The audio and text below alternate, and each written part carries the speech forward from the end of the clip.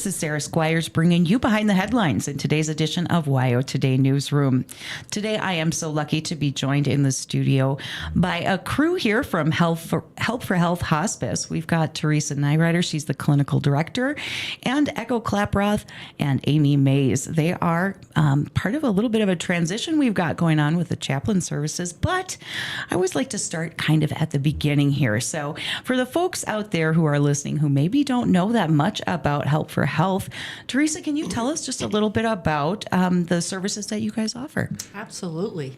Help for Health is a nonprofit hospice service here in Fremont County. Fremont County's only nonprofit hospice service, and we take great pride in that. We provide hospice services in people's homes, but we also provide hospice services in our hospice home at 1240 College View here in Riverton. Hospice is end-of-life care, palliative care, comfort care. You can call it lots of different things, but at the end of the day, what hospice means is you've been given a terminal diagnosis. You are not expected to live longer than 6 months, and our job is to keep you comfortable and help with this transition and this journey of end-of-life care. That's our focus.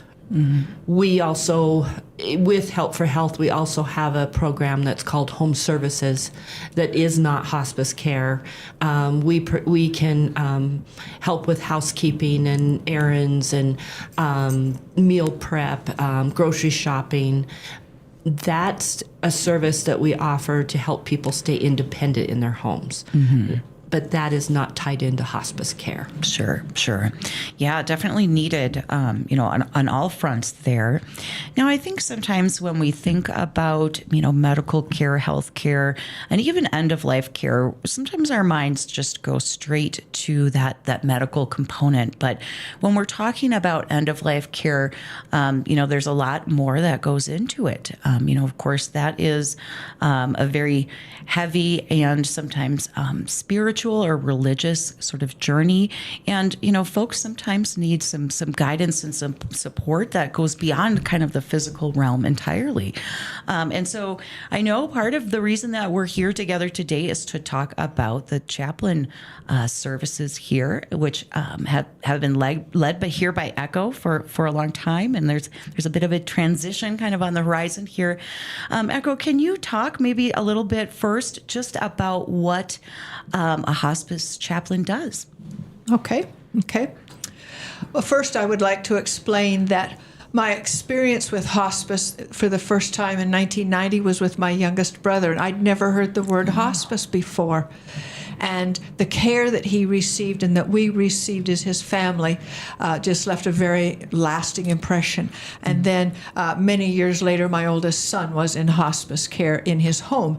And again, we were treated so well. And I asked my husband one time, what was it about those two teams? What was it about those times?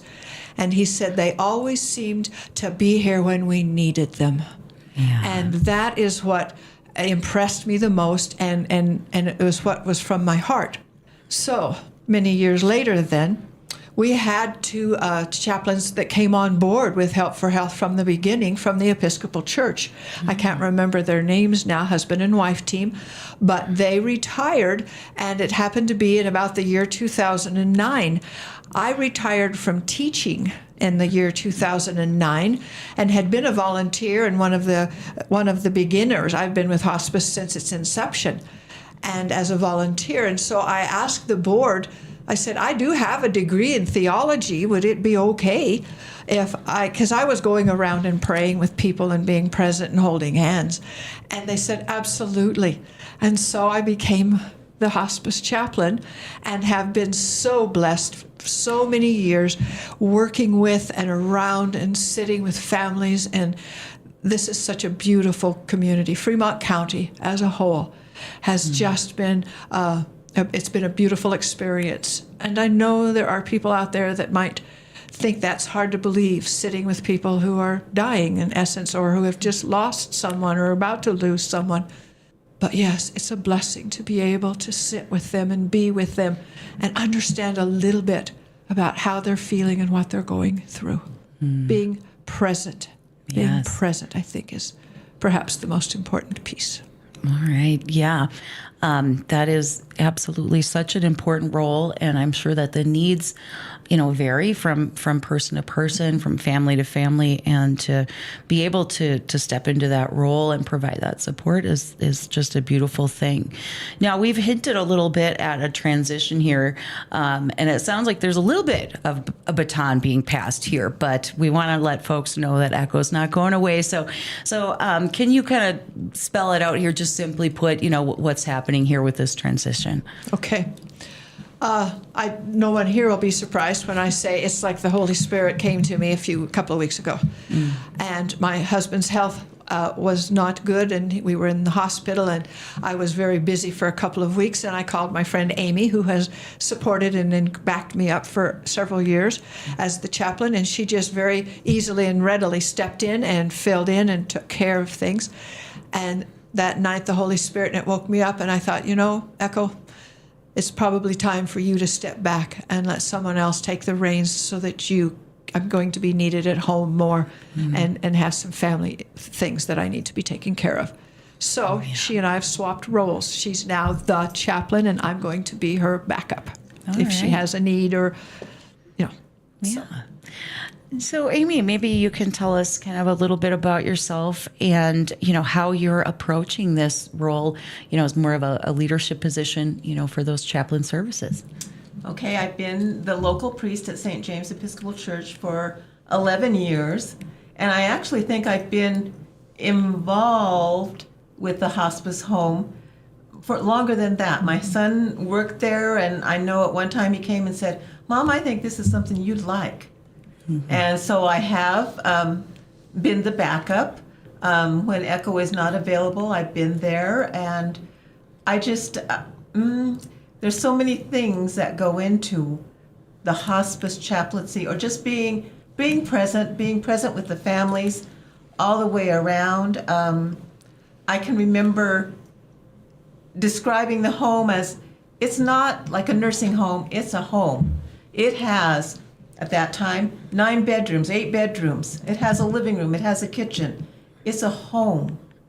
It's a home where there's love. There's people there to love. There's people there that need loving. You're there for not only the person that's transitioning, but you're there for the family too. And so many times that is the important part, more so than the person that's transitioning. And in my own case, my mother didn't really have hospice care, but I utilized the hospice person when she was passing, and it's for a silly reason. My mom needed a wig. And so she said, well, come on down. Here are all these wigs. And so that was kind of my first knowledge of hospice. I'll say I think I'm ready. I know I'm ready. I can serve. I'm a pretty calm person. A pretty loyal person, one that will listen. And I think so many times you need those listening ears. And so many times people need you to have those listening ears. Yeah, absolutely. I think for some folks who maybe don't have experiences with hospice or hospice care, when we say the word hospice, when we talk about end-of-life care, it can feel really scary. And maybe that's kind of a barrier for people to think too hard about the details about what this is about and the services that we're talking about here, the importance of that. And so I'm wondering if we can maybe kind of break down those walls a little bit. And let's get real. Let's talk about death. It's the D word. We don't necessarily want to think about that. But when we think about that journey, because we're all going to be there, and our families, it's something that is worth exploring and understanding what we want for ourselves when we get to that point, and asking those questions about what do our family members want. And I think that one of the things that's so beautiful about my observations and my own experiences with hospice care has been the spiritual component, the kind of the chaplain guidance and support that you're able to receive. So I'm wondering, Echo and Amy, if you can talk just a little bit about what that looks like, because I'm sure it looks very different for individuals and their different needs. So let us know, what are the kinds of things and supports that you're able to offer people, and what does that kind of look like and feel like? Okay. We have had people from different faiths over the years that come to us. And one of the first questions I ask, and I think Amy does too, we ask, are you a family of faith? Do you belong to a particular faith system or practice something, a denomination, whatever it may be? And it's oftentimes many families say, yes, and for example, one lady said, yes, I'm a Methodist. And I said, honey, would you like me to contact so-and-so, the minister over at the Methodist Church? And she said, oh, no, I haven't been there in 35 years. But the deal is she still claimed that she was Methodist. Mm-hmm. And when I said, well, then may I come and visit with you and be available if you would like prayer or scripture read? And she said, absolutely. Mm-hmm. So she still claimed her faith. She still had it in place. Mm-hmm. We've had other people. I had one gentleman who would swear when I would walk into his room, he'd say, I'm not ready for your today. And I would just laugh and say, okay, how about if we just visit about the ranch then? And he said, that'd be great. So just being able to be there and be present and honor who they are, what they believe, and try to feel them out. And we want people to be comfortable. And we explain that to them. And that means spiritually comfortable as well. So if we find someone who is struggling, is angry, afraid, that's when our work begins. Mm. We have to dig just a little deeper and find out what's going on. And we have several plans of care in place to meet those needs, hopefully, as each individual comes to us. And those plans of care, lots of times you'll have somebody that's very, very angry. Yeah. And so respecting that aspect of their life is very important. And yet, you can come alongside them, you can come along and gently guide, and you can be there, probably physically being there as opposed and being there to meet their emotions and their needs also is very important. But yes, it's not all roses, and you're going to come across that, and you have to be able to respect that and respect their dignity as well as give them the dignity that they need. So, a lot of times when we think about hospice care, we're laser focused on that patient. And one of the things that I think is so special about the help that we can get from hospice is family support as well. Teresa, can you kind of talk about how hospice care, especially with Help for Health, is kind of looks at end of life care in that more holistic way?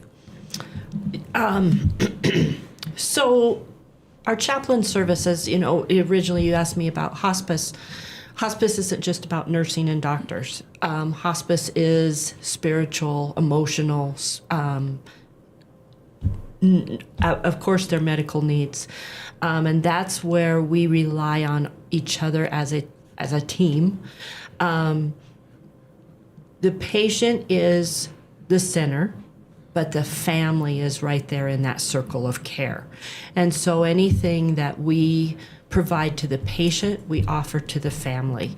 In regards with nursing care, well, what do we do with the family in regards to nursing care? We're educating them. We're trying to educate them as much as possible to help them understand what's going on with their loved one, what to expect, how we are keeping them comfortable, and as well as listening to the family. And the chaplain really service isn't any different. They're going to focus on the patient, but they're also extending that out to the family. Many times the family isn't handling this as well as the patient is. Many times the patient is accepted their journey, they know they're on a journey, and the family is still in denial And with any type of change or crisis in your life, you have the 5 stages of grief, and those don't necessarily come once somebody passes. You still go through those 5 stages of grief before they pass: the denial, the anger, the bargaining, the depression, the acceptance, and you'll see your family members bounce back and forth between all of those emotions. And as a nurse, if I'm feeling that I've did what I can, I have to always remember, what tools do I have in my belt? And the chaplain service is a tool in my belt. And so that's when I'm reaching out to the chaplains and saying, I think this family needs some help and needs some guidance and needs some listening. Many times, we also have a social worker and social work and a part of our umbrella of hospice care. Once we are able to wrap our arms around the patient and their family, peace comes. Peace between each other, and peace with what is happening. In addition, or along with, comes comfort for that person, for that patient, because they know when their family is struggling. They know when their family is hurting, is in turmoil. So if we can help bridge that and help, I don't want to use the word fix, because most of the time you can't fix things, but you can help people learn to deal with, learn to understand. If we can help the family, then in turn we're also helping the patient have a comfortable journey. Yeah. There's so many different factors and angles that are part of this journey that I think really need support. And that's one takeaway about hospice, I think, is that it's a model that recognizes that is a unique situation for every person and every family, and what they're going through can require really diverse services and supports. And so that's wonderful to hear, and to know that we have that here in Fremont County as well. So one of the things we're doing today is we're kind of laying out this transition as Echo steps back, and Amy steps into the role, of course, as the chaplain here. Amy, I'm wondering if there's anything, as you've worked alongside Echo here, that you can recognize. I mean, I want to kind of celebrate the years that Echo has served as the chaplain here. But any observations that you have about her leadership in the role of chaplain, or maybe something, a quality that you think that you both share, that you're kind of bringing in as you step into those shoes? I think the quality that we both bring into and share is just offering our service to the families and to that patient or that person that's transitioning, and being present, and, like I say, offering that comfort. The things I admire in Echo is, I don't know that I could, and I've done several funeral services, to pull stuff together to make it meaningful for all that are involved. And I think that's probably something I work on, but it's something I admire in her very much. They're big, I won't say they're big shoes, because I don't know what size her feet are, but no, they're shoes that I am willing to step into. We're different people, but we have the same qualities within us. Our spiritual being is very much alike. Mm-hmm. So I think that in itself is a plus. Yeah, absolutely.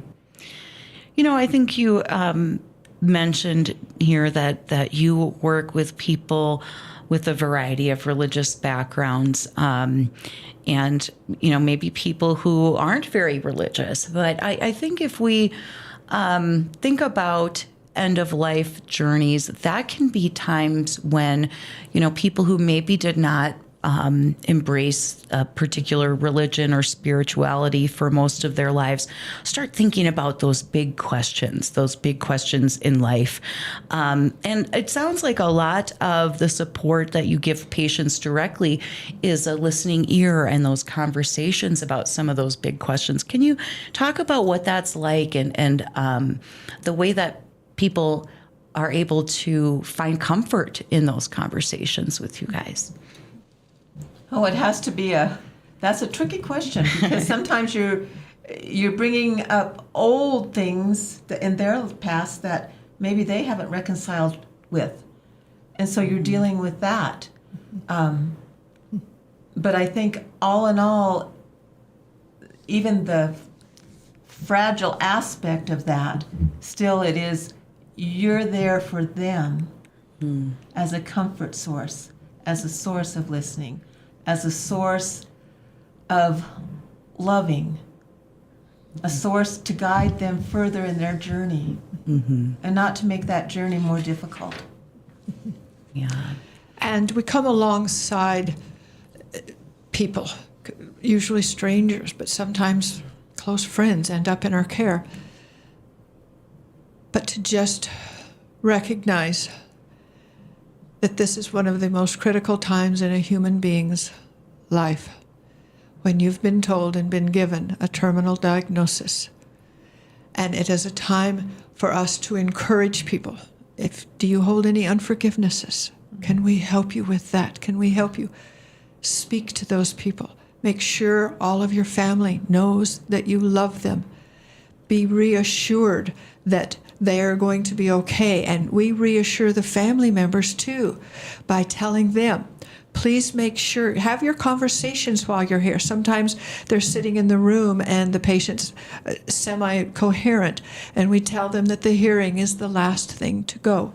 So speak your loving thoughts to them. Tell them what you're going to remember about them and what you treasure about your time together. In fact, I just did this a couple of weeks ago. I had a room full of family, and I asked each of them to step up and say something. And there were a lot of tears, but there was a lot of laughter as well. Mm-hmm. And that client, when they got done, turned and looked over at me and in a very clear voice said, "Thank you for that." That let him know that he was going to be okay, and that his family, 9 times out of 10, they're more worried about their family members than they are themselves and what's going to happen to them. Mm. And so if the family can reassure them that they are going to be okay, they're going to miss this individual a lot, but if they can tell them the things that they will treasure and carry with them forever, that gives some peace to the individual, and then that comforts them to know that their loved ones have each other and have that support. Mm. And I want to add to that we do offer support. We have a large Native American influence in Fremont County.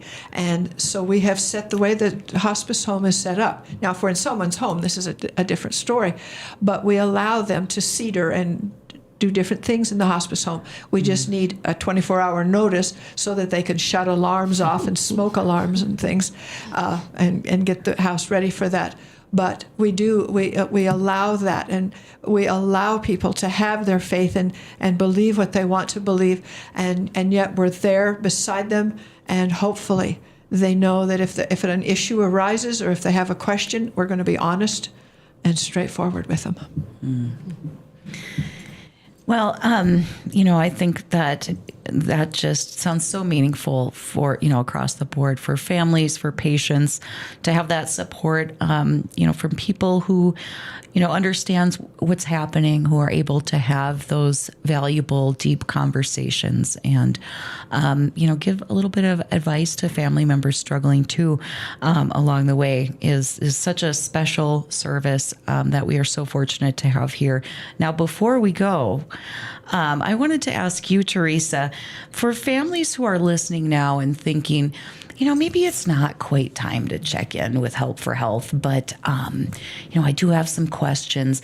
When is a good time for families to reach out to you guys and sort of learn a little bit more and start thinking about hospice care and the ways that they can take advantage of all the things you guys offer? It's a great question. Many times I will visit with a family or even a client, a person who has been given a terminal diagnosis. I don't need hospice yet. I'm not dying yet.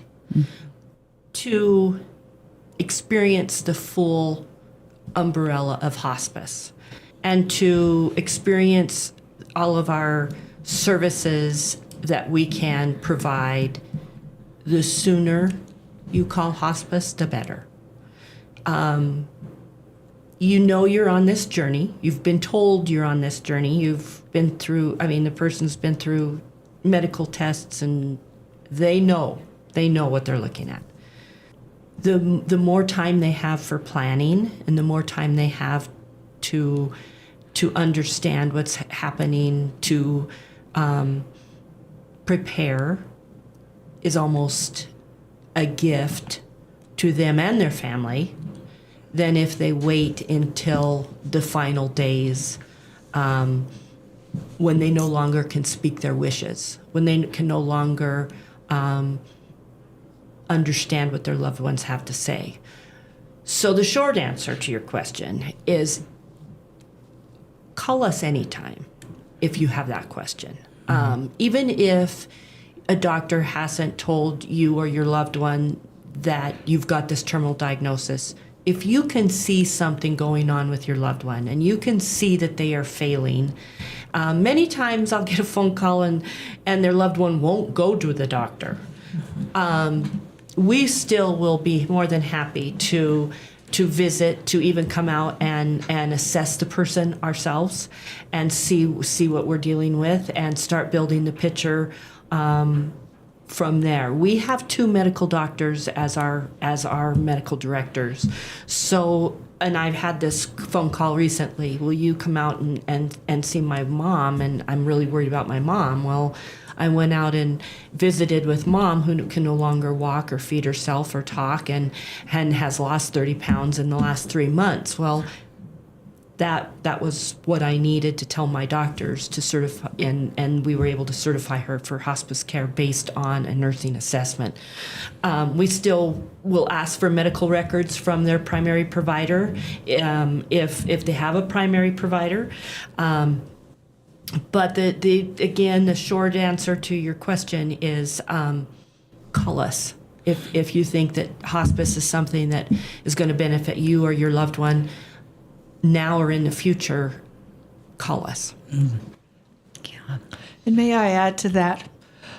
We used to, and we have over the years, gone out and met with the PEO group or the Legionnaires or the groups of people that just don't know much about hospice care and what all it entails. And so if you have a group like that, contact the hospice office and they can send a team of a couple of people to go and to just help educate the community. Correct. Very nice. Thank you. Yeah. Yeah. Well, I certainly want to thank you ladies for all of the work that you do and for sharing, some of the insight into the services you offer and what's going on with this kind of transition here for the chaplain leadership. Echo, I think you've got some wise words to send us off with. Why don't you serve them up here? I don't know how wise they are, but a few years ago I put together a book, A Requiem to the Vitality of Life, and it's stories of hospice. And the title poem is titled Doing Unto Others, and it's taken from James 1:22. You can begin by listening to the stirrings in your heart. Those that speak reach out. Become a doer of the word, not merely a hearer, and touch, first with a word of compassion that reflects love one another. Next, move your feet forward and step into and taste the fear. I don't know what to say to them. As you swallow that bitter pill, be reminded how you might like to be treated if it was you trying to digest a terminal diagnosis. Well, I want to thank you one more time, ladies, for sitting down with us and explaining to our listeners about the latest with this leadership transition at Help for Health and all of the services that you offer. And I think as Teresa went over just a minute ago, let's all remember that it's a bit better to reach out early than when things are getting a little bit later on in that process. So make sure you take advantage of all of that wonderful support we have here in Fremont County. Thank you.